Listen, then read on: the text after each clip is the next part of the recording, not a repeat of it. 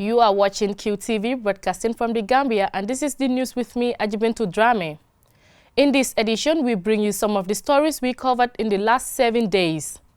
Our top stories. President Barrow receives Spanish Foreign Minister. Former AFPRC junta member Yankuba Toure arrested and charged. The European Union launches clean energy program in the Gambia. Those are our top stories, and now the news in detail.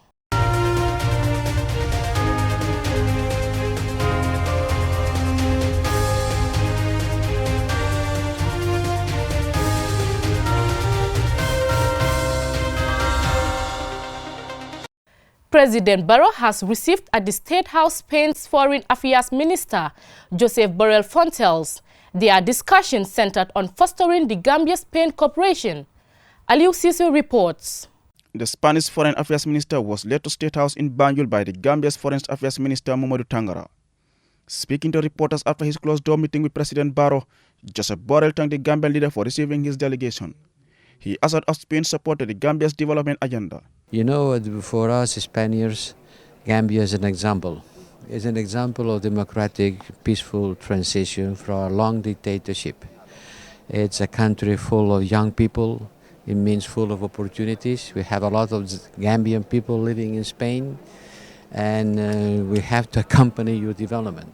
First, to praise your political development, and secondly, to accompany your economic development. On the level of cooperation between Madrid and Banjul, this is what he has to say. For many, many years, Gambia has been the country receiving the most of Spanish help per capita. This is not the case today because your population has been growing very quickly. But there are pharmaceutical industries here in Gambia. A lot of people are coming with me from the private sector in order to explore the possibilities of investing in Gambia, in the tourist sector especially, and agriculture. The Spanish government, according to the former president of the European Union, will encourage its investors to explore the opportunities available in the Gambia. Reporting for Qtv News, I am Aliou Cisse. The government of the Gambia hereby confirms arrest, detention and charge of Mr. Yankuba Toure, a former AFPRC junta member and minister who held various portfolios under Yaya Jammeh 22-year presidency. Babukar C. reports. Yankuba Toure, who was arrested earlier on Saturday, is under police custody and faces criminal charges under Section 36A and B of the TRRC Act 2017. Police investigations into the matter are ongoing, and Mr. Toure is expected to appear in court sometime this week. Toure's arrest follows a complaint by the Ministry of Justice over concerns expressed by the Truth, Reconciliations and Reparations Commission that the subject was either attempting to tamper or interfering with its witness, ex-Army Sergeant Alaji Kanyi, or attempting to pervert the course of justice by concealing evidence that could potentially incriminate him and junta colleagues in alleged atrocities and extrajudicial executions meted out to citizens whilst in power. Sergeant Kanyi, a confessed murderer and assassin who appeared before the TRRC on Thursday, the 28th of February 2019, provided probably the most damning testimony against the former regime as he revealed the harrowing details of state-sanctioned murders, among them the chilling finality of former Finance Minister Usman Koro Sise, in which Mr. Toure is implicated. In view of this matter, the Gambia government wishes to re-echo the admonition of the TRRC's Vice Chairperson Mrs. Adelaide Sose and Lead Counsel Mr. Esa Fall that the Commission's mandate was to establish the truth, reconcile Gambians and make recommendations to government. Furthermore, the Gambia government wishes to make it categorically clear that any attempt to interfere with TRRC witnesses, their testimonies or tampering and or concealing evidence formally or informally is utterly criminal and punishable by law. Therefore, the Gambia government urges citizens to take the TRRC very seriously and will not under any circumstances condone any attempt by anybody to interfere with its operations either directly or indirectly, and any person or persons found wanting will face the full force of the law. The Gambia would be the first in Africa to provide renewable energy electrification to all public schools and health facilities. This follows the launch of a renewable energy program meant to improve access to clean energy. Aliou Cisse tells us more. The Gambia Renewable Energy Program is jointly funded by the European Union, European Investment Bank and the World Bank. The European Union is providing €106 million for the clean energy program to be implemented by NAWEC. These, according to the EU, include 65 million euros under a 25-year long-term agreement from the European Investment Bank and a 41 million euro grant from the European Union budget. In addition, the project will also be supported by 35.7 million euros financing from the World Bank. Attila Lajos is the EU ambassador to the Gambia.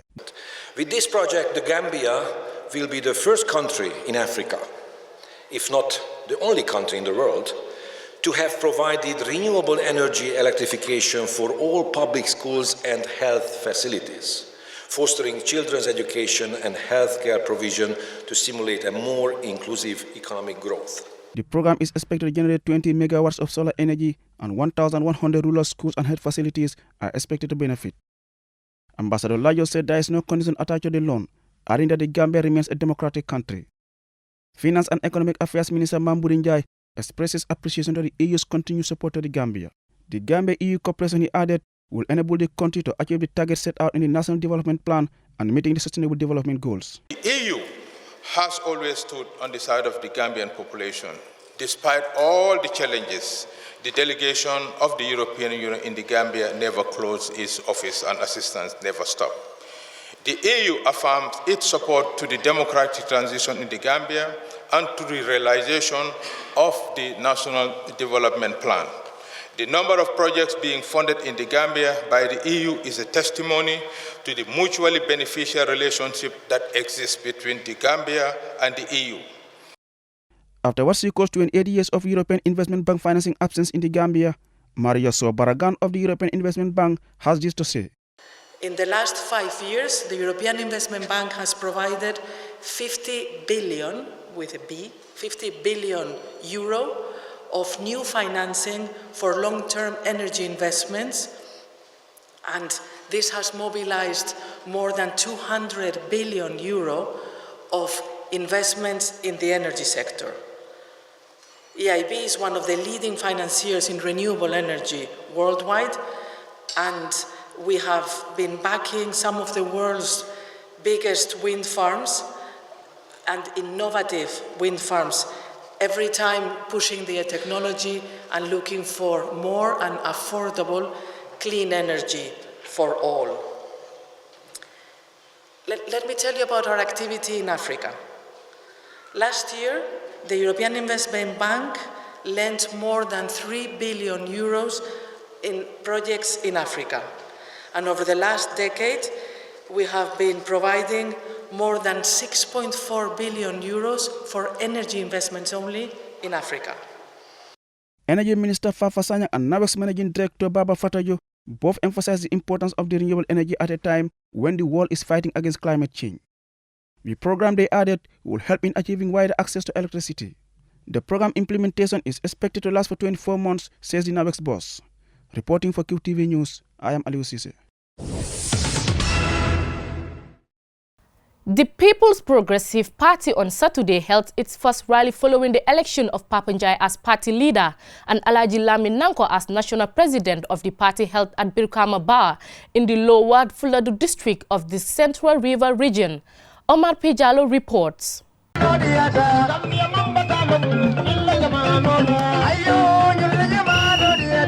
After 2 decades of silence by ex-President Yahya Jammeh's APRC regime, the party that led the Gambia to independence and republic is regaining support across the country. Hundreds of its supporters across the country, dressed in their purple attires, crowded the town of Brikama Bar chanting and drumming the name of the former President Sir Dawda Kairaba Jawara, current party leader Papa Njai, and Omar Amadou Jallow alias Oje. Papa Njai, the leader of the party, said he came to reconnect PPP and restructure the party after 22 years of what he described as brutality by the APRC regime. And also tell them about the policies of the PPP, and those are the things that we immediately want to do. Then after we will engage the governments on our policy and programs that we want to implement in the Gambia. One thing I'm very passionate about is as we develop policies and programs, we have to zonalize the Gambia. What I mean by zonalizing is that we have to look at each region and see what are the strengths, and based on the strengths and the opportunities, we'll create policies based on those strengths and opportunities. Then life will be a lot easier for everybody in the Gambia, inshallah. Njai said they are not a party that gives false promises, but a party that based on factual promises. Mr. Njai also promised to reconstruct the market center of the community of Birkamaba and renovate the youth center and fence the football field in the future. Former Minister of Agriculture O.J. Jallow assured the gathering that if Papa Njai is elected president, he would do what PPP did and more in the country.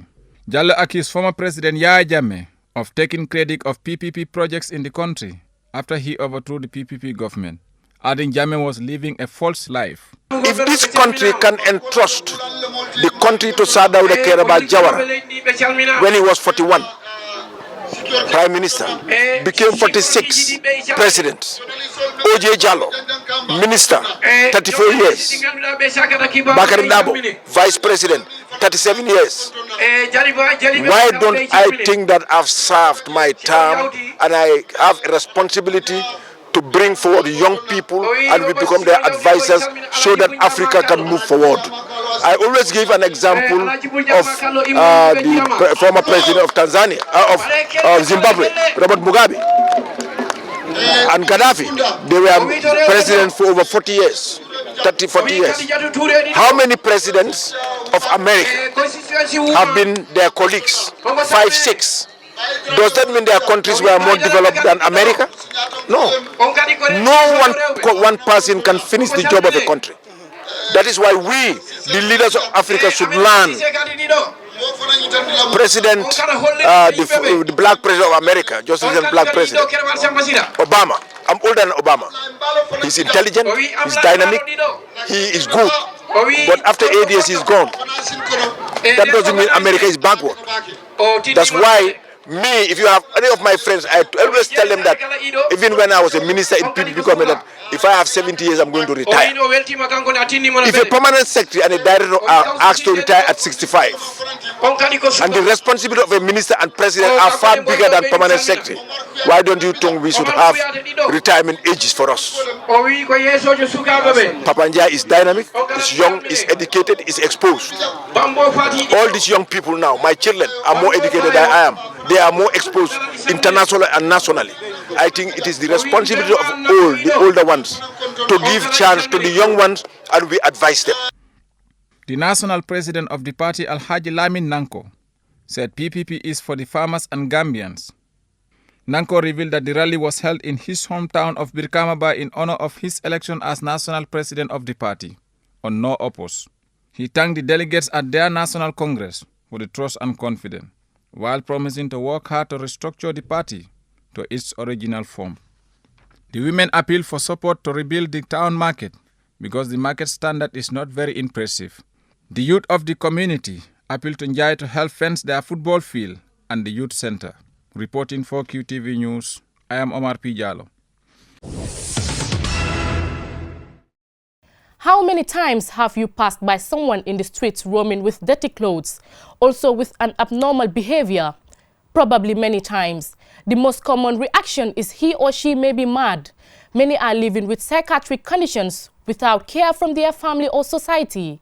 Nursing students at the School of Nursing and Midwifery want more care to be given to the people suffering from mental illness. Mobudu Gajaga witnessed an assessment test of the students, and this is his report. These demonstrations in the form of a drama shows the different psychiatric conditions people are living with and how they could be cared for to improve their conditions. Paranoia, bipolar, hyperactivity are some of the issues affecting many. According to the illustrations, at least each of these conditions could be stable if given proper medical care and psychosocial support. If society fails to play its role by caring for people living with mental illness, perhaps this could worsen their conditions. You know, on our roads, we see them, we call them mad people. They are not mad people. It's only that the society doesn't understand them. And that is why we have organized this thing, this drama, so that the society will be able to know that these people really need care. And those that have been able to go for treatment at Tanka or any other place, because some go for traditional treatment, we should be able to accept them back. Psychiatric illness can happen to anyone. Even a mother that has just delivered can have puerperal psychosis, whereby you just discover that the behavior, the attitude just change, maybe not wanting to have the baby or want to strangulate the baby, or somebody with schizophrenia or panic disorder. You can see the different manifestations they have exhibited.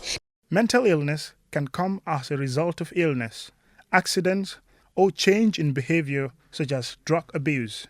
Treatments that can take care of every situation. And there are some of these conditions that can be managed throughout life, because it's not all that are treatable. Some you have to just continue to manage it. Take the right medication every month. But the major problem lies on the family and the society.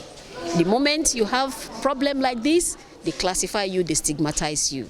Tanka Tanka is the country's psychiatric treatment center. She calls for more support in order to deal with patients.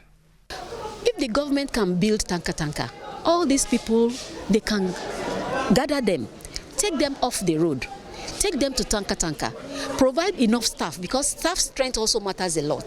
The nurses that will be working there, the staff strength should be sufficient to take care of the population. If we have such a place, then why do we have to have a madman on the highway? Maria Maturi is a student who visits Tanka Tanka and says society's perception towards those living with psychiatric conditions should change. Even regretted why I used to mock the psychiatric patients on the streets. And then, to be very, very candid, wallahi, they are the best of people. I really love them, and I am hoping that the society will change towards the stigma and the discrimination that is happening. Why are we seeing psychiatric patients roaming everywhere? It's because of the family members. If your family is, of course, having a psychiatric condition, can't you bring them home? Or you take them to Tanka Tanka, or you help them to take their the medications? But no, they will not do that. As long as you're having any psychiatric issue, or as long as you're having any mental health issues, they just let you go. And you come to the EFSTH, that is the hospital here. If you are diabetic, if you are a hypertension patient or whatsoever, you are admitted here. We see family members all around coming and coming, you know. Others will even leave down to Basse also just to come and see them. Then why not? I even see, you know, there are others that will pay their, you know, their tickets down to another country and come and visit their family members who are admitted in the hospital. My brother, there is no difference between those that are admitted in the hospital here and those that are admitted in Tanka Tanka. Mamudu Gajaga, Qtv News. Psychiatric patients are to be loved. Psychiatric patients are to be cared for. Never deprive them of medical care, for there's always a solution. Depression, obsessive compulsive panic, borderline personality disorder, post-traumatic stress and bipolar are treatable and can be cured. The chairman of the Constitutional Review Commission, Justice Cherno Jallow, has said that Gambians are overwhelmingly participating in the CRC public consultations. He made these remarks in an exclusive interview with QTV's Ansumana Esonyasi. Here is an excerpt. They've been going for, pretty well. Obviously the public consultation hasn't begun and ended with the consultations we've been having around the country. It's beyond that. We've been receiving written submissions from the members of the public as well as our stakeholders, and in addition to that, we are now developing a platform whereby people can access a platform, respond to questions, to express their opinion in terms of matters they think are relevant for consideration during the constitutional review process. So every mechanism we have, every method we can use, in our view is useful, and we have seen thus far that it's been very great, really, having Gambians of different backgrounds and stakeholders of different interests expressing opinion on things that matter to them. And these are the things that will assist us in terms of determining and coming up with informed positions with regard to those specific subject matters. Any challenges so far? Yes, in any exercise of this nature you have challenges, of course.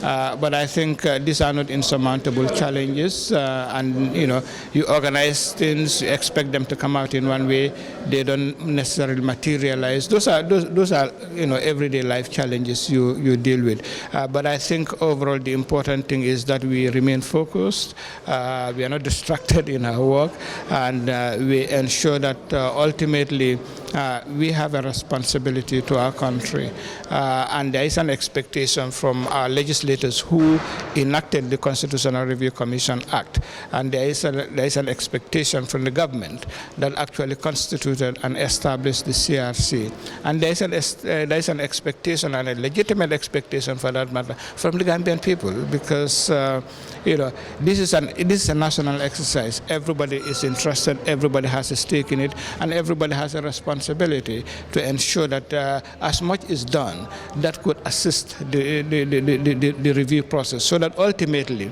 the objective of developing a new constitution is materialized, and is an objective of not only ensuring that we have a piece of document we call the constitution, but it will be a constitution that truly reflects the views and aspirations of the Gambian people. Any word for Gambians, especially in relation to taking ownership of the entire CRC process? I think so far what I can say is that Gambians do recognize the value of a constitution, but more so they understand and appreciate and fully recognize the importance of what effectively is going to govern them as a people, and that is the new constitution of the Republic of the Gambia. We found them to be very alert. They've been very attentive during the public consultations we've been having, and we've been trying as well to go back to them so that we don't have a lull or a quiet period whereby they may be wondering what's going on. So we try to go back through radio programs, and other media platform in order to let them know that the process is still active. So my advice to Gambians really is they should expect that we will get back to them, but at the same time they should remain active on this subject matter, to realize that whilst we sit in our offices, we brainstorm and we discuss and we listen and we review documents, and things like that. We do it with the ultimate objective of ensuring that we gather enough that can give us informed positions on the views and aspirations of the Gambian people. Before we end this bulletin, we recap our main stories. President Barrow has received at the State House Spain's Foreign Affairs Minister, Josep Borrell Fontels. Their discussion centered on fostering the Gambia-Spain cooperation. The government of the Gambia hereby confirms the arrest, detention and charge of Mr. Yankuba Toure, a former AFPRC junta member and minister who held various portfolios under Yahya Jammeh's 22-year presidency. The Gambia would be the first in Africa to provide renewable energy electrification to all public schools and health facilities. This follows the launch of a renewable energy program meant to improve access to clean energy. That's it for this news roundup. Stay tuned.